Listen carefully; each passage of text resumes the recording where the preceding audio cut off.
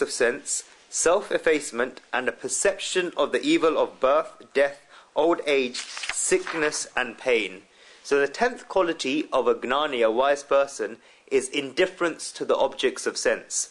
Shankaracharya says that Indriyateshu shabda dishu drashta drashteshu vishaya bhogeshu viraga bhavo vairagyam, meaning one should have disenchantment to the objects of the senses. Ramanujacharya says Atma vyatikeshu vityasheshu sadoshtanu sandena udvijanam, meaning if there is any other thing apart from the soul or spiritual development, then one should find the fault of that thing and create a rejection of that thing, so one's mind feels like going away from it. The mind will then immediately come back from it. This is not through contempt. The mind automatically by itself comes back. And this is called detachment. How can one do this? Ramanujacharya says that one should find the faults residing in the objects of sense. Each and every object of the sense has a fault. We don't see it there, but there's a fault in each and every object of the sense. If we see the fault, then we immediately put our minds back into the soul and spiritual development. When we eat sweets for the first time, then we like them a lot. But if a person gets diabetes and the doctor says that one should not eat sweets because they're wrong for the person, then even though one has a wish for the sweet, one will say that they're not right for me, and therefore that person will leave the sweets. A person who's putting a lot of oil in the food, he realizes that it has cholesterol. He then begins eating dry savories. What is this? Is that one likes the oil, but one has realized the faults in the oil, that this is wrong for me, and therefore automatically one goes away from it. One should see the fault in each and every material object and bring the mind back into the soul and in spiritual development. I give a very general example that if an attractive sweet is lying there in a plate, then the eyes will say that it's very nice. Water will even begin to run from one's mouth. And if one realizes that a dog has come inside this house and has licked the sweet, or the dog has come and smelled the sweet, when you find out this one thing, then will the water in your mouth dry or not? It will automatically dry out. Why? Because there is a fault in this, and one has realized this. Or if one has found out that there is always in that sweet, or it's become spoilt, then the attraction that arose at the beginning came, but one has realized the fault of that thing, and therefore the mind automatically comes back into spiritual development. Do not just think that there is poisoning the sweet. There is poisoning in each and every object of the sense. Each and every one of the objects of the senses have become spoilt. It is only when the eyes look from far away that they look good to the eye, otherwise they are spoilt. In the Astarvakra Gita, Janak says that Muktim Ichchasi Chetaha Vishayan Vishatvaja. If one has a wish for liberation, then give up material objects like poison. This is one who has non-attachment to the objects of sense. The 11th quality is that one should be free from egotism.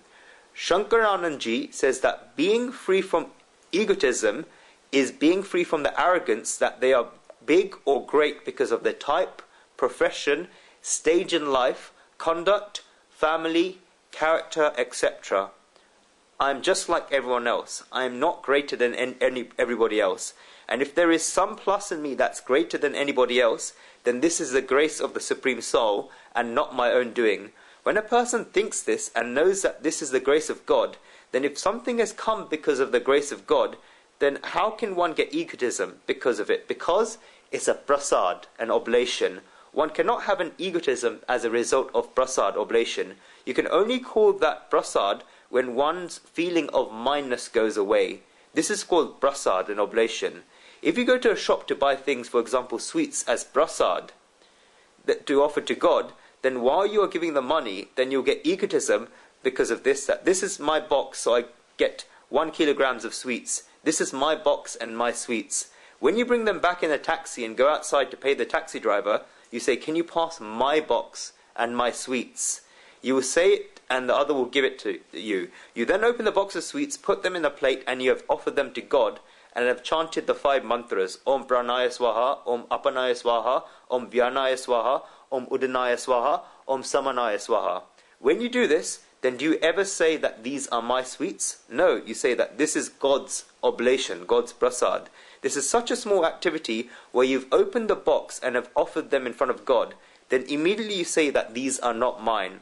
Our scriptures even say that you should first offer them to everyone else and then take some yourself. If you do this, then the mineness will go away. In the same way, whatever pluses there are in my life, such as beauty, power, wealth, wisdom, fame, or anything that is not my doing, it is the grace of God. If one had arrogance, then he would have gone far from God. But over here the object has come, and one has in fact gone closer to God. This is because one thinks that this is the grace of my God. One becomes closer to God. God likes this very much. If you have a 5-year-old son, and you buy your son a toy or chocolate and give it to the child, in the child's hands, then when you give the child immediately takes it out of our hands and runs far away, then what will the child look like? It's fine that you have feelings, and you also bring it for the child the next day, but the child had taken it out of our hands, had hugged us a lot and kissed us and said, "Thank you, Daddy," then how nice would this look?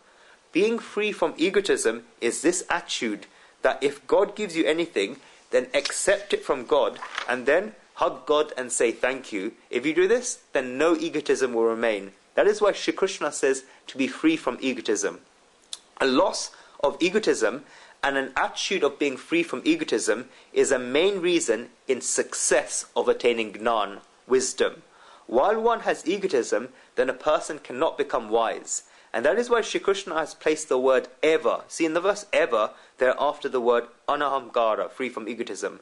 The word ever is a convincing word. The Lord puts weight on it. The God has said that being free from egotism is there in the quality of a wise person, but it's of a lot of great importance. One should be free from egotism. What happens as a result of ignorance is that a person creates a feeling of self in things that are not his self, such as his mind, his intellect, his senses, and his body. He creates a feeling of self in all of these things that are matter and kshetra, the field. He thinks that he is all of these. And that is why he becomes arrogant. When he becomes one with everything, then that is being free from egotism. Secondly, we must understand the word ahamkar, egotism. It can be split into aham, meaning me, and kar, meaning ness. Therefore, ahamkar means mineness. When the feeling of I am comes, then consider that ahamkar, egotism, has begun. But on the majority of occasions, ahamkar, egotism, comes as a result of being built by objects. When does the balloon of I am blow up or inflate? It blows up when one thinks that I have a big flat. And when this happens, then one's own egotism grows bigger. A person thinks that I have a big car, and the egotism grows bigger. A person thinks that my wife is beautiful, and the egotism becomes bigger. A person thinks that my business is good, and the egotism goes even bigger. One thinks that my office is big, my factory is this big, or so many people know me, and the egotism gets bigger and bigger and bigger. Because of all of these objects, the person thinks that I am. When he is thinking at any time, then he feels that, am I here as a result of these objects? Am I big because I have a factory? Am I big because I have a car? Am I big because I have some money remaining in a bank? Am I big because of these objects? No, I am big. I'm not big as a result of objects, and I'm not great because of objects. When one thinks this, then this feeling of being built as a result of objects goes away, and their covetousness goes away, and it begins to strike them. At that time, the search for the pure I begins. An ordinary person thinks that he is there as a result of objects. He thinks that I'm here because of this house, I'm here because of this amount, I'm here because of these letters of praise I'm getting from people. One is not here as a result of objects. If one thinks that they are here because of objects, then this means that, for example, if he thinks that he's here because of the house, then if the house goes away, then he also goes away. If the factory gets closed, then he will also get closed. If the car does not run, then he will also not run. Therefore, the more things as a result of which one thinks that he is lasting, and then if those objects goes away, then his I will go away. This strikes a person. Therefore, the search for the pure I begins. What is my pure existence? And this takes him towards Gnan, wisdom. He thinks that I am the Lord's, I am the Supreme Soul's, Aham Brahmasmi, I am Brahman, I am God. This is when Gnan, wisdom, comes. When this happens, then this is a pure attitude that is free from egotism.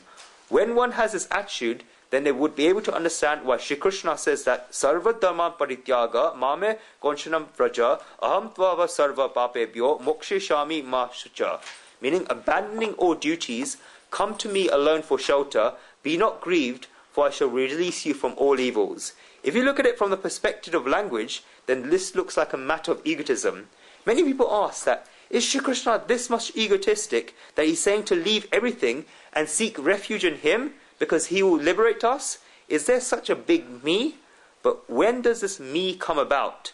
When his egotism is in thinking that he is built from objects goes away, and when he recognizes pure I, then it comes about. If the boss's son sits at the office and tells others that I will pay you this, I will do this for you, and the goods will reach you, then the reason why he's saying I, and I, is because he's the owner's son. He knows that he has the authority. He knows that this is my father's factory, and whatever I say will happen. If the PA sitting outside the office says that, yes, the goods will reach you, then what strength and authority does she have?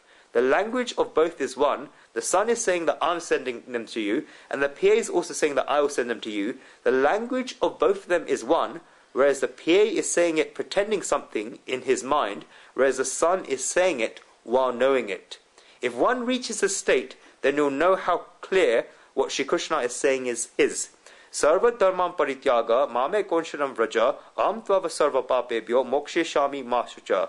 Abandoning all duties, come to me alone for shelter, be not grieved, for I shall release you from all evils. Otherwise, what is there in life worth being egotistic about? Kai ketla chalya gaya, kai khabar parti nathi, kai ketala chalya jata, najar parati nathi, tara aishwarya nutu, altu gumam nakar, Sikandar Shah Jevani, ahi khabar par charti nathi. How far people have gone, nobody even knows this. How long people have gone for, nobody even cries about this. Do not show off your wealth so much in this way. Of kings such as Alexander the Great, nobody even knows about them here. This happens many times. People do not even get tears in their eyes. Alexander the Great had gone to win over the entire world, but nobody even knows where he's buried right now. One does not even know about kings such as Alexander the Great over here. Why do people have egotism for? In the Mahabharata, there's a very nice story. There's a conversation between Arjun and Bhishma. Arjun has gotten some egotism, and as his grandfather, Bhishma was trying to remove that egotism. Arjuna said, I'm a great warrior, I'm a great fighter. Bhishma told Arjun that, Arjun, I wish to give you a task because you're a great fighter. Arjun asked what this task was. Bhishma says, son, when I leave my body out of my own choice, because Bhishma had a boom where he could choose when to die, then I have the wish that you should perform my cremation in such a land where that place is pure. By pure, I mean that nobody else's cremation must have been done on that land, and nobody else must have been buried on that land. Bhishma told Arjun to perform Bhishma's cremation on such a land and to find this land. On the majority of occasions, cremations take place on a land where people have stepped on. Can anyone find virgin land? No. Therefore Bhishma told Arjun, give my cremation in such a place. Arjun said, fine. Bhishma said, if you do something else, then it will be good, Arjun. Arjun asked what it was. Bhishma said, if you find it somewhere around here, then take this statue, and whether you place it, that land, will tell you whether the people have been cremated on that land or not. There is an event in the Kim Adanti of the Mahabharata. Arjun leaves having taken a statue, thinking that I'll need so many places with this. Whenever you would place the statue, then it would say that so many people have been cremated on this land. He would begin up to sit somewhere else, and over there, the land would say so many people have been cremated on this land. It is said that Arjun travelled around the whole of the earth, and there was not even an inch of land in the whole earth underneath which no person was buried. So many people had been buried. Think about it, that Bhishma had not found such a place. It has been 5,000 years since Bhishma left his body. How many cremations must have taken place in the last 5,000 years, and how many people must have been buried in the last 5,000 years? Now the whole matter is completely different. What I mean to say is that nobody lasts. I like this one poem very much, and it's been translated from Urdu to Hindi. It is used very little words, But if you want to think about it in relation to freedom from egotism, then I say that you should write it and keep it in your house. And if you look at it every day, then you'll be so fortunate that your egotism will go away. The poet writes in very few words, "Aise vaise kaise ho gaye," just like that. How did it happen? These are things in front of our eyes. You see, 10 years ago or 20 years ago, we think that, what was I? I was running around wearing these shorts, and what have I become? Aise vaise kaise ho gaye, just like that. How did I become like that? Then the poet says further that, kaise aise vaise ho gaye, how did I become like I was before? This is as much as a true statement. People think others are more fortunate than them. How can this egotism last? Aise vaise kaise ho gaye, kaise aise vaise ho gaye. Just like that, how did I become like that? How did I become like I was before? Then it says, Chakara pankti riva gachati bhakta pankti. Life is like a merry-go-round. One should enjoy it when it goes down as well as when it goes up. When you see a small child sitting in the merry-go-round, then you should learn to live your life like this child. When the merry-go-round goes up, then the child enjoys it. When the merry-go-round goes down, then the child also enjoys it very much. When the merry-go-round goes down, then the child gets a sensation in his stomach and enjoys it very much. In the same way, when the merry-go-round of life goes up, then everyone enjoys it so much, but when the merry-go-round goes down, then people should always have the enjoyment of the sensation of the stomach. One should know how to manifest the enjoyment. The 12th quality is that one can certainly be retrospective about thinking about the faults of birth, death, old age, sickness and pain. This is the quality of Gnan, wisdom. One should be retrospective towards birth, retrospective towards death, retrospective towards old age, retrospective towards sickness, and retrospective towards pain. The word used for sickness is vyadi. The word vyadi is worth understanding. There are three things in Sanskrit: adi, vyadi, and upadi. All three of them are technical words, and they are not the words we use in everyday life, such as when we use the word vyadi in Gujarati for worries. All three of them are terminologies of the scriptures. What are adi, vyadi, and upadi?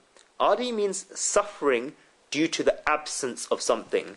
This is sorrow that one does not have something. Therefore, adi means suffering due to the absence of something.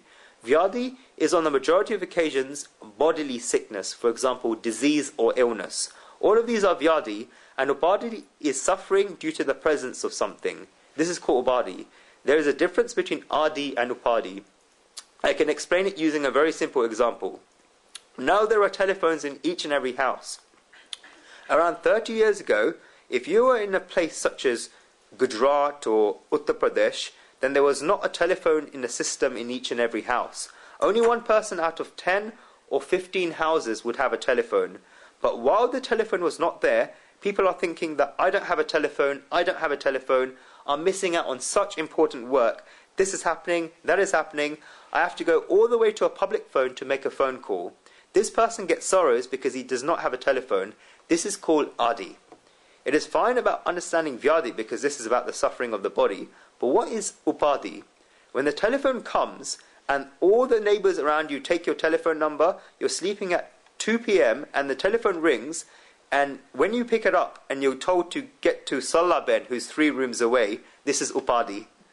Then it so happens that you feel as if it was better when the telephone wasn't there. Now we have WhatsApp, which keep beeping every 5 minutes. See that this is a distinct difference between adi and upadi. Leave the joke aside. I'm talking about what our scriptures in reality say. Adi means suffering as a result of the absence of something, and upadi means suffering as a result of the presence of something. These three things are in each and every person's life. There are adi, where the thing one doesn't have constantly gives them pain. Vyadi, because each and every person gets bodily pains, and in each and every age something or the other happens to one's body. And upadi, where there is suffering as a result of the presence of something.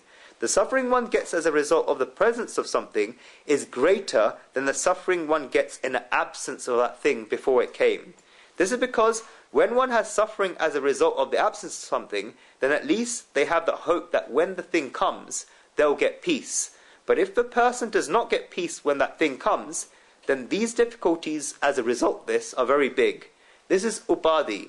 That is why there's a simple saying in Gujarati, that where after a person has done everything, then he says that, why are you collecting all these upadhi, suffering as a result of the presence of something? Why are you collecting so many of these in your life? These are the three different types of sufferings, adi, vyadi and upadhi. One should retrospect about suffering that is there in vyadi, which is bodily suffering. One should keep thinking about life. A wise person is one who keeps thinking about life. One who does retrospection of sorrows and the faults residing in them is wise. We must understand the word anudarshan, retrospection. Anu means behind, and darshan means to see. Anudarshan is one when sees something after it came. When one sees the birth of another, then they have come back having seen the birth. For example, when someone else's child is born at 11 a.m. and we get a phone call at 12 p.m. that we should go and visit the baby at 4 p.m. during the visiting hours. We begin to play with the baby. We saw the birth of the baby, but have we done any anudarshan, retrospection, after playing with the baby, that the birth of this child has happened today, in the same way 30, 35, 40 or 45 years ago, my birth also came. I'm not that old. I'm much younger than even 30. Have you done any anudarshan, retrospection of this, that just like this child has come into the world, in the same way 30, 35, 40 or 45 years ago, not in the case of me, I came into this world? Does the birth of the child have the strong effect of pushing something within us to think about it? Ordinary people just play with a child and say, he looks just like you, he has dimples, he has this, he has that, and does all of this, and they go back home. If this is the case, then this thing has gone to waste. We should keep performing anudarshan, retrospection of the events that we are passing through, such as birth and death. If we went to somebody's funeral or the cremation, then does anything shake on the inside? I often say this, and you may have heard this before, that when I go to somebody's prayer meeting, then I do two things. First of all, I close my eyes for 2 to 5 minutes, and I perform a private and personal prayer for the peace of the soul that has left the body. And the second thing that I do, that when I'm going to the prayer meeting of someone who's close to me, I recognize them, and the photo is standing in front of me in a frame with a nice garland around them, and incense sticks and lamps lit in front of them. Then when I see this, I always think once in my mind that, dear Dhruv, one day this is going to happen to you. Your photo will also be in the frame in this way, and the same photo of you there will have a nice garland, and there will be incense sticks and lamps lit in front of you. Are you prepared for it? Anybody's death gives rise to anudarshan, retrospection towards our death. It feels very difficult to think about this at the beginning, and it's tough. This is because many people have a pastime of going to other people's deaths. They open the newspaper and first look at the obituary section about where they have to go to today. Then they find an activity for the evening. But when we go there, then do we think about our own selves? Shri Krishna says that we should do so. And the more that you think about this, then the more that your fear of death will go away. And the more that your fear of death goes away, then no other fears in life will have the courage to stand in front of you. This is because all other fears are all assistants of the fear of death. Then what will you have a fear of? If a person has a fear of the loss of wealth, that I'm wealthy today, what if I don't have this wealth tomorrow? Or if a person has a fear of poverty, that I don't have anything, that ultimately, what is this fear of loss of wealth, and what is this fear of poverty? It is that if something happens to me, and there is no money, then what will I do? When the fear of death goes away, then the fear of loss of wealth and the fear of poverty both go away. Psychologists say that all the fears are ultimately the fear of death. If the fear of death goes away, then all other fears go away. The fear of criticism of people in society is there when a person thinks that the people are criticizing me. What will then happen? This is because a person has a wish that when I'm not there in the body, then despite this, I should stay in society. That is why a person has a wish for descendants. And secondly, people remember a person because of his satkarma, his divine acts. He feels that he has fame. But for a person to whom the fear of death has gone away, then he does not even have the fear of criticism. No type of fear lasts for him. He has no fear of poverty, no fear of loss of wealth, and no fear of criticism from people in society. Then things like hunger and thirst become very ordinary things. One should keep performing anudarshan, retrospection of death. One should keep thinking about death. If they do so, then the whole way of looking at life will change. Not only that, but one who keeps thinking about death begins to get bliss in living life. If you go to a hill station for 4 days, and you know that you have come on Friday, and you have a holiday on Saturday, Sunday and Monday, so you've come there for 4 days, and you have to leave on Monday, then you have to make complete use of your time at the hill station. You make maximum utilization of your time there. This is because you have come having brought your return ticket, and you know that you have to go back. And if you have gone there with 4 or 5 families, then if any argument happens, then everybody will say, we have only come here for 4 days, so why are you doing this? Just leave it. When you go back, then you can do all of this. At the moment, go and enjoy your 4 days. This is because they know that they will have to go back. Just like one thinks like this whenever they go to the hill station, one knows that they've come here for 70, 80 or 90 years, and they know that they have to go back because they've come with a return ticket. If a person thinks about this, then if there are conflicts, tensions or stresses inside, then one feels like saying to his mind that, why don't you leave it? You have to go. And one gets bliss in living. Make the most of your time. Make the most of your life. In the same way, if you have come with a cause, then you will not waste your time. If a person goes on a business trip, then he knows that he's gone there for 2 days, that he has to leave after 2 days, and therefore he should complete his work in 2 days, such as going to conferences and meeting clients. Then does he waste the time while he's there? He knows that during office hours of 9 a.m. to 5 p.m. he has to meet a certain amount of people. He performs his work so actively, knowing that he has to complete all his work in 2 days. In the same way, we have come into this world for 80 years or 100 years, and we have to complete the task of attaining the Supreme Soul. If one knows this, then how active would the person become? Then he would not even have to think about wasting his time. That is why I feel like saying that the moment when you feel that there's nothing to do, then consider that you're the biggest criminal of all for God. This is because you're wasting the precious life that God has given you. The Supreme Soul has given you such a precious life, and a person thinks, what shall I do? I have nothing to do. You're wasting your life. And if you're in the present that has been given to you by God, then what bigger crime than this can there be? Such a person is a criminal for God. One should also think about old age. This is anudarshan, retrospection. When we see somebody's old age, the thought should come in a person's mind. When I was young, then I read a poem that you may remember. An elderly woman has a crooked back and is holding a walking stick. She is looking for something in the room of the house. 4 or 5 youngsters passed her, saw the grandmother looking for something, and were making fun of her. The youngsters asked the grandmother, "Grandmother, what are you looking for?" At that time the grandmother says, "Son, my youth has gone somewhere here. I'm looking for it. Where is it gone? Is it somewhere in the same room?" One should do anudarshan, retrospection of old age. Old age is a time of accounting for life. Just like at the end of the year, the businessman does accounts of his amounts, old age is the time of accounting for life. And in seeing somebody else's old age, we should perform anudarshan, retrospection. Because all other phases of life will come, but old age is that after which no phase will come. We are growing every day and we're growing every moment. One should perform anudarshan, retrospection of this. One should perform anudarshan of sickness. One should perform anudarshan of the sorrows residing adi, vyadi and upadi. One should also keep performing retrospection of pain. One should constantly be performing anudarshan about the faults of birth, death, old age, sickness and pain. And a person should be asking one question all the time, that am I prepared for this? Am I prepared for birth? Am I prepared for death? Am I prepared for old age? Am I prepared for sickness? Am I prepared for pain? Let us go to the next verse.